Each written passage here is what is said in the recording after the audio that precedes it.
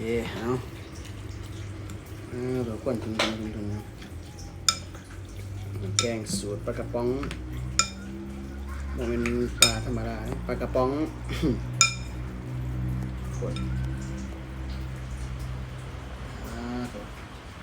สกินคำใหญ่ๆครับได้พักเขาก็มีเนี่ยพักเนี่ยกินก็กะปิกับปีกับเผ็ดพริกทั้งนั้นเนี่ยเอาชิลองชิมมันจะเข้า